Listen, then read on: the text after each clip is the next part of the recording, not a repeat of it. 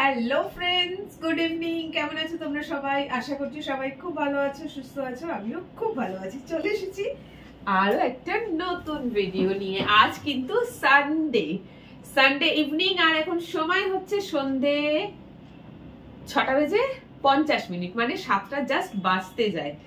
আর আজকে আমি আছি এখানে। হ্যাঁ, সানডে, আজকে ডেট হচ্ছে 21 তারিখ। তোমরা জানোই আমি এখানে থাকি না, প্রয়োজন মতন থাকি, নইলে বাড়ি ফেরত চলে যাই। সো আজকে আমি এখানে আছি শুধুমাত্র লাইভ করার জন্য। তোমরা বারবার আমাকে নাইট লাইভ বলো, বাট আমি নাইট লাইভ আসতেই পারি না, কারণ হয়ে ওঠে না, ওইখানে নাইটে লাইভ আসতে পারি না। মাঝে কিছুদিন ভাইয়ের নাইট ডিউটি ছিল, তো তখন লাইভ করছিলাম, বাট ওর এখন নাইট ডিউটি অফ হয়ে গেছে, মর্নিং শিফট যাচ্ছিল। এবারে ওকে বাড়িতে বসে করতে হবে কাজ, তো আমার কাছে রুমই নেই যেখানে বসে আমি লাইভ করব, তো আসা হয় না। তো আজকে আমি স্পেশালি নাইট লাইভ করার জন্যই এখানে আছি। তো নাইট লাইভটা তোমরা তো পাবেই। এই ব্লগটা আজকে পোস্ট হবে না, এটা হয়তো পোস্ট হতে হতে কালকে হয়ে যাবে। সো সেটাই তোমাদেরকে জানালাম আর কি, যে শুধুমাত্র লাইভ করার জন্য আমি আজকে এখানে আছি। তো সন্ধে প্রায় 7টা বাজতে যাচ্ছে। আর তোমরা আমাকে দেখে ভাবছো হয়তো যে এর কি ঠান্ডা লাগছে না লাগছে না ঠান্ডা, বিকজ এই দেখো, তোমাদের সাথে শেয়ার করেছিলাম যে আমার রুম হিটার আছে, রুম হিটার কিনেছি 2 সপ্তাহ ইউজ করার পরে তার একটা রিভিউ তোমাদেরকে দিয়েছিলাম যে রুম হিটারটা কেমন। সত্যি রুম হিটারটা খুবই ভালো হয়েছে, জাপান কোম্পানির প্রোডাক্ট। আমি এর আগে কখনো ইউজ করিনি, ঠিক আছে, বেশিরভাগটাই এই তোমার উষা, ভিডিওকন, ফিলিপস, স্যামসাং এই জিনিসগুলোই ইউজ করি। জাপানের প্রথম প্রোডাক্ট আমি কিনলাম, বাট সত্যি বলছি খুব ভালো হয়েছে প্রোডাক্টটা, এত ভালো সার্ভিস দিচ্ছে। রুমটার মধ্যে ঠান্ডা একদম নেই বললেই চলে।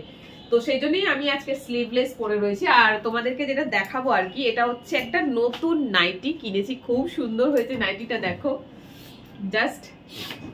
এই যে নাইটিটার এই জায়গাটা একটা খুব সুন্দর লেজ লাগানো, ঠিক আছে। ব্যাক সাইডে কিছু নেই দেখার মতন, ব্যাক সাইডে যা থাকে সেটাই ব্যাক, মেন হচ্ছে ফ্রন্ট সাইড, ওকে।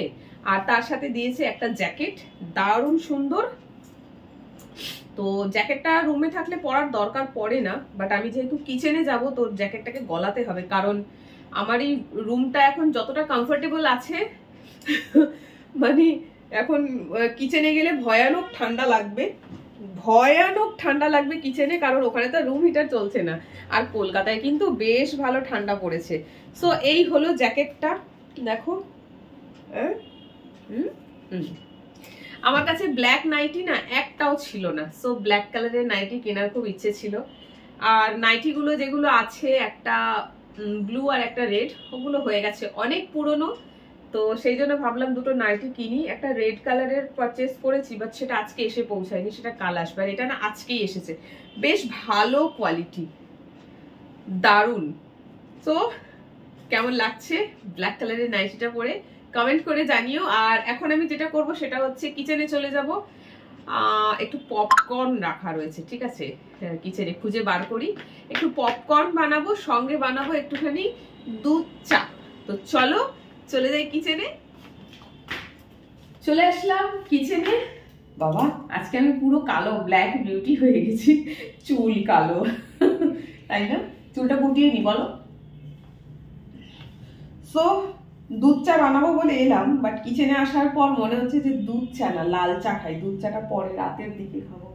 আজকে যেহেতু এইখানে থাকবো, আর আমি ভীষণ চা খাবার পোকা, তাও আবার এখন শীতকাল, যেই সময় একটু মানে চা বেশি ভালো লাগে খেতে, তো আবার খাওয়া হবেই। তো যাই হোক, চলো লাল চা বানাবো। এর মধ্যে রয়েছে ভাত, আজকে দুপুরে আলু সিদ্ধ ভাত খেয়েছিলাম আমি। তো ভাতটাকে ফ্রিজে তুলে রাখবো, পরে তুলছি। চলো গ্যাসটা অন করি, এখানে কড়াইটা চাপিয়ে দিই। গ্যাসের আঁচটাকে একটু কম করে সিম করে চাপাই, কড়াইটা গরম হতে হবে। আর এখানে প্রচুর বাসন রাখা রয়েছে ধুয়ে।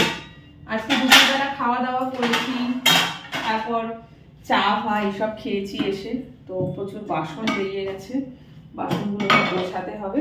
চলো দাঁড়াও, কাপ কোথায়? Cup cup cup cup cup ভেবে এলাম দুধ চা, কিচেনে আস্তে আস্তে আমার মতি পাল্টে গেল, হয়ে গেছে লাল চা।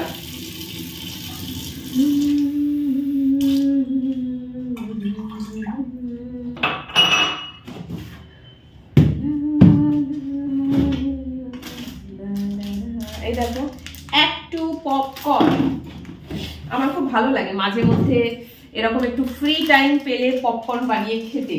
তো আজকে আমি খুবই রিল্যাক্স মুডে রয়েছি, শরীরটা একটু খারাপ, ঠান্ডা লেগেছে, জ্বর মতন, সর্দি হয়েছে, হালকা কাশি হচ্ছে, ওই জন্যই আরো মেনলি লাল চাটা খেতে ইচ্ছে করলো।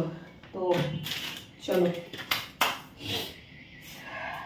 কড়াইটা যতক্ষণ গরম হচ্ছে ততক্ষণ আমি বাকি জিনিসগুলো এর মধ্যে দিয়ে দিলাম তেজপাতা, দিয়ে দিচ্ছি একটা এলাচ, দিয়ে দিচ্ছি একটা লবঙ্গ, দিয়ে দিচ্ছি একটুখানি দারচিনি। ব্যাস হয়ে গেছে, এগুলোকে সরিয়ে দিই। আর একটুখানি আদা দিতে হবে।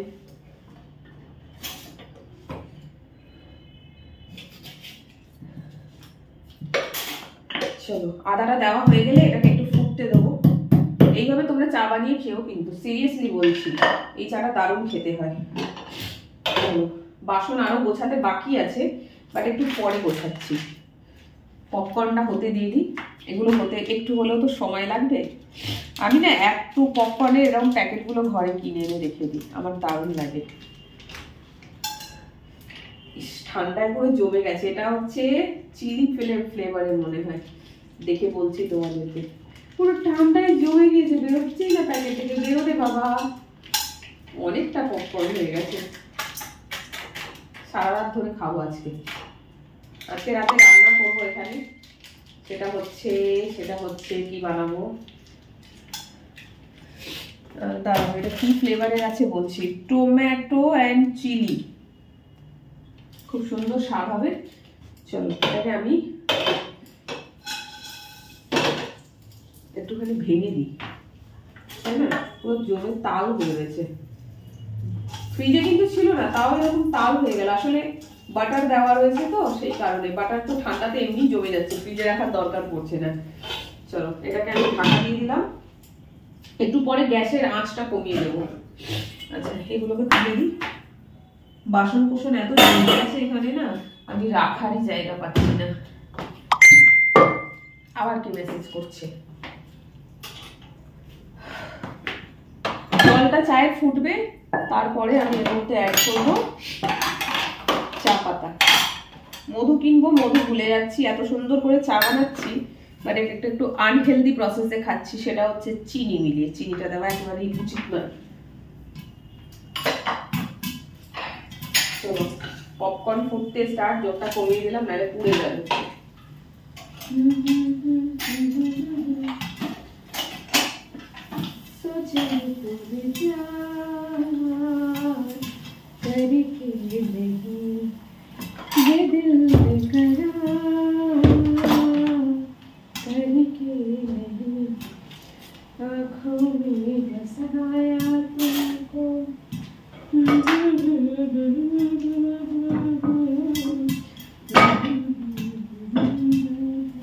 খুব সুন্দর একটা গান। এই গানের অ্যাকচুয়ালি মিউজিক দিয়ে আমি একটা রিলস বানিয়েছিলাম, সেই জন্য মনে পড়ে গেছে। যাই হোক,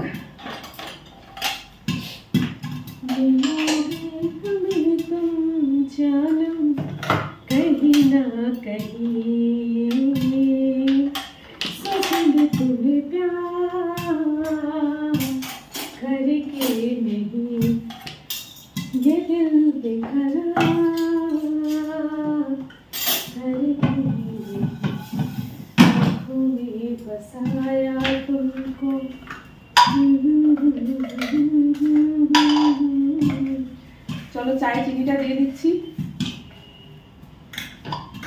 চায়ে চিনি আবার একটু বেশিই দিতে হবে, কারণ জলটা বেশি দিয়েছি।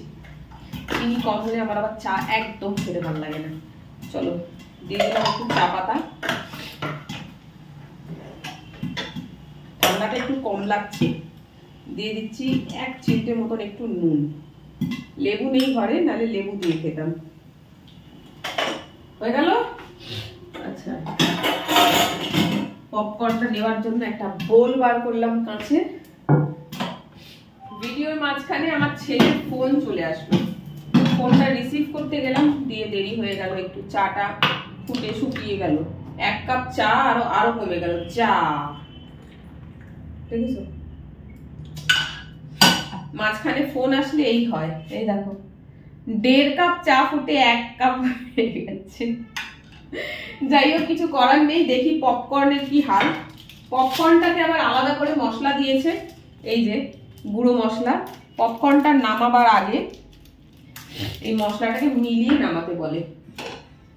পপকর্নও কিন্তু হয়ে গেছে প্রায়।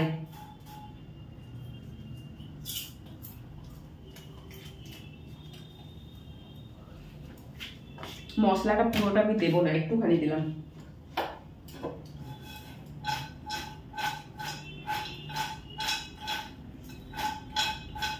টমেটোর গন্ধ ছাড়ছে। চলো ঢেলে নিলাম। এই হলো আমার সানডে ইভিনিং এর রুটিন। পপকর্ন গুলো পড়ে গেছে।